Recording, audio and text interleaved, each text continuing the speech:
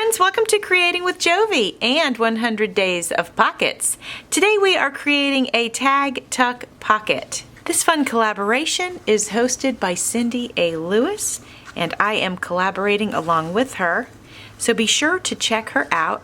And if you need a handy tool, she has created a booklet to share with you all of the instructions for the 100 Days of Pockets. For day 34, the tag tuck pocket, you're going to need one large tag, a decorative strip or belly band, some glue, and some embellishments.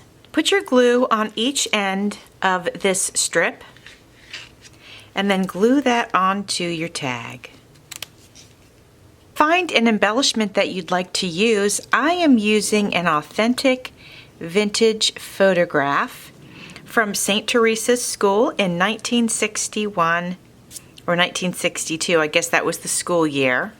And now grab a tag and slide it right behind your tuck spot. There you have it, my friends. Super simple, super easy tag tuck pocket. Be sure to check out Cindy's channel today if you haven't already. Thanks for watching. See you soon.